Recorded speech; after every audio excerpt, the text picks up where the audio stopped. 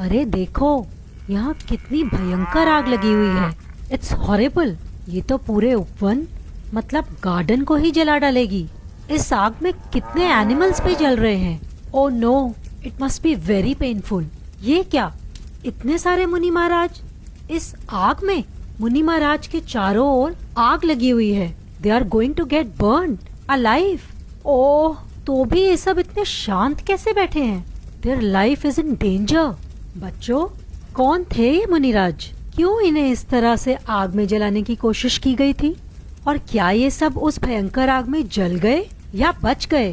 Would you like to know? तो ध्यान से सुनो मुनि विष्णु कुमार की कहानी। This story is related to Rakshabandhan festival. बहुत पुरानी बात है। एक दिन विहार करते हुए अकंपनाचार्य मुनिराज अपने 700 शिष्यों मुनिराज के साथ उज्जैन नगरी में पहुँचे। अकंपनाचार्य को कुछ अनफॉर्चुनेट होने का आभास हुआ, तो उन्होंने अपने सभी 700 शिष्यों को मौन रहने के लिए कहा। मौन हो जाना मतलब कुछ नहीं बोलना, साइलेंट रहना। सभी मुनियों ने वैसा ही किया। थोड़ी ही देर में उज्जैन सिटी के किंग श्री वर्मा अपने 4 मिनिस्टर्स, जिनके नाम थे बलि, बृहस्पति, प्रहलाद और नमूची, उनके साथ आचार्य और सभी मुनिश्री के दर्शन को आए। सभी महाराज मौन साधना में लीन थे, तो उन्होंने किसी को धर्मोपदेश भी नहीं दिया। इन चारों मंत्रियों की धर्म में बिल्कुल भी आस्था नहीं थी, इसलिए मुनिराज को साइलेंट देखकर दे स्टार्टेड मेकिंग फन। वो बोले कि शायद इनको कोई नॉलेज ही नहीं है, इसीलिए मेडिटेशन की एक्टिंग कर रहे हैं। थोड़ी देर रुककर राजा और सभी मंत्री वहां से चले गए। ऑन द वे श्रुतसागर जी महाराज आहार करके नगर की ओर आ रहे थे। मंत्रीगण उनका भी मजाक बनाने लगे। देखो तो कैसे बैल की तरह चला आ रहा है। श्रुतसागर जी महाराज ने अपने गुरु आचार्य का मौन रहने का आदेश नहीं सुना था, इसलिए उन्होंने पीसफुली चारों मंत्रियों को समझाया और उनके सारे क्वेश्चंस को आंसर किया। मंत्रियों ने पहले कहा कि साधु को कोई नॉलेज नहीं है, पर अब उनका ज्ञान देख के उन्हें किंग के सामने इंसल्टेड फील होने लगा। फिर श्रुतसागर महाराज जी ने आचार्य श्री को आकर सारा इंसिडेंट बताया, तो आचार्य श्री ने कहा, हो सकता है मंत्रीगण रिवेंज लेने आए, इसलिए आप पूरी रात मौन रहिएगा। You should go on the same place जहाँ पर आपका मंत्रियों से डिस्कशन हुआ था, इससे पूरा संघ भी सेफ रहेगा। श्रुतसागर महाराज जी ने वैसा ही किया। उस प्लेस पर जाकर ध्यान मुद्रा में खड़े हो गए। वो चारों मिनिस्टर्स इतने क्रूअल थे कि वो मुनिश्री से बदला लेने के लिए रात को अपनी स्वॉर्ड लेकर आए। जैसे ही मंत्रियों ने मुनिराज को हर्ट करने के लिए स्वॉर्ड ऊपर उठाई, उसी समय उनके हैंड्स वैसे ही जैम हो गए। वहाँ वन देवी प्रकट हुई और उन्होंने चारों मंत्रियों को एक साथ स्टैचू की तरह कीलित कर दिया। Just like stone, they were not able to move their hands and they stood like this whole night. सुबह सभी लोगों को पता लगा, तो किंग श्री वर्मा ने उन चारों मिनिस्टर्स को अपनी सिटी से निकाल दिया। उज्जैन से निकाले जाने के बाद वो सब हसनापुर पहुंचे। हसनापुर के राजा पदम थे। उनको खुश करने के लिए उन्होंने उनकी बहुत हेल्प की। राजा ने खुश होकर उन्हें एक वर दिया। वर? ये वर क्या होता है? वर एक तरह का प्रॉमिस होता है। इसका मतलब है जब भी मंत्रियों को कुछ जरूरत होगी तो वो अपना रिवॉर्ड मांग लेंगे। इधर अकंपनाचार्य मुनिराज भी विहार करते हुए अपने 700 शिष्यों के साथ हसनापुर पहुंचे। जैसे ही चारों मंत्रियों को पता चला कि मुनि संघ हसनापुर आ रहा है, उन्हें पुरानी बात याद आ गई और उनके मन में गुस्सा आने लगा और वो सोचने लगे कैसे वो उनसे रिवेंज लें। उन चारों मंत्रियों ने राजा पदम से कहा कि हमें अपना वर दे दीजिए, हमें आपका राज्य और राजा के सभी राइट्स नेक्स्ट 7 डेज के लिए चाहिए। महाराज Padam had to fulfill ministers wish. जैसे ही वो हसनापुर के राजा बने, they started doing wrong things.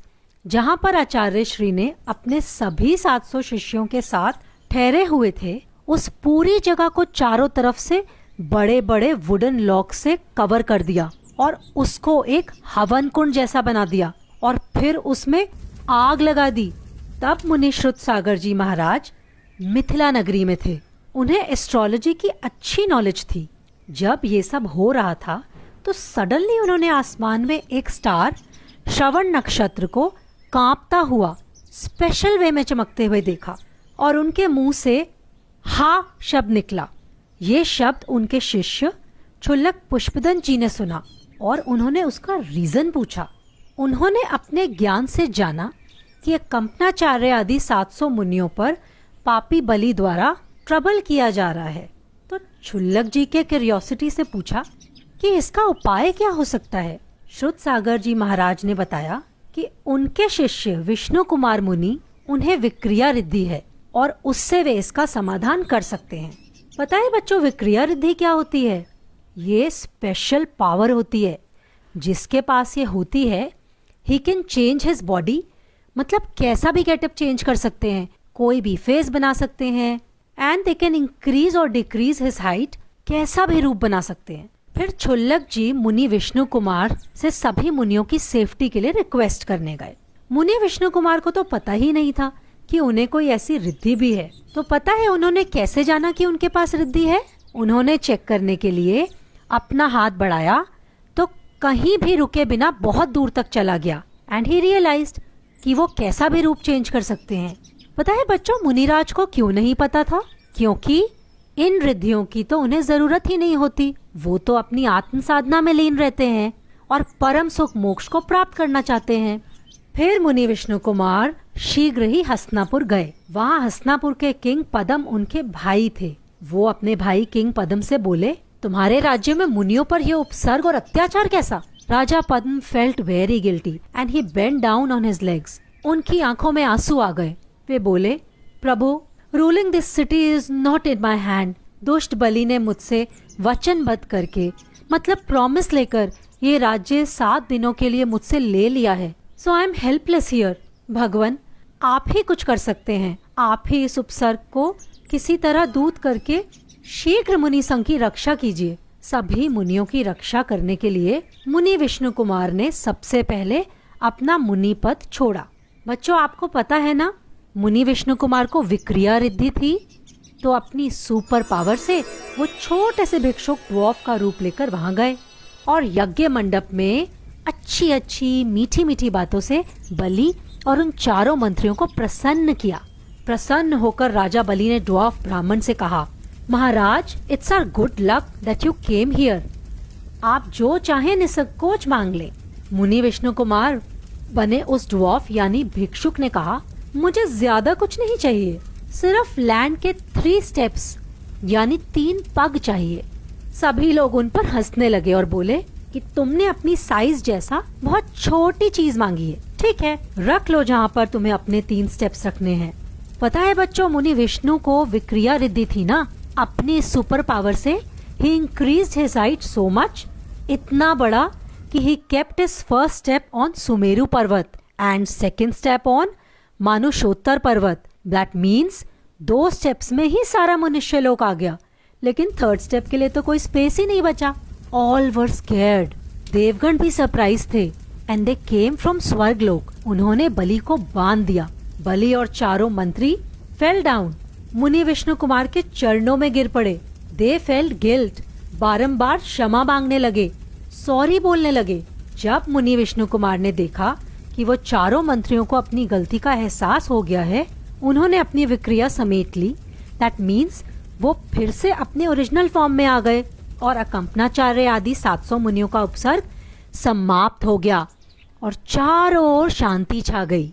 मुनि विष्णु कुमार ने आगम अनुकूल मुनि पद छोड़ने का प्रायश्चित लिया और फिर उन्होंने घोर तपस्या की और उनको फाइनली मोक्ष हो गया। वो चारों मंत्री भी सच्ची धर्म को ग्रहण कर उसी के उपासक बन गए।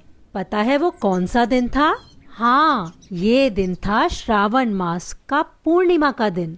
इसी दिन मुनियों की रक्षा हुई थी। इस दिन को याद रखने के लिए लोगों ने हाथ में रक्षा सूत्र के थ्रेड्स बांधे। तभी से ये दिन रक्षा बंधन के नाम से मनाया जाने लगा। जय जिनेंद्र।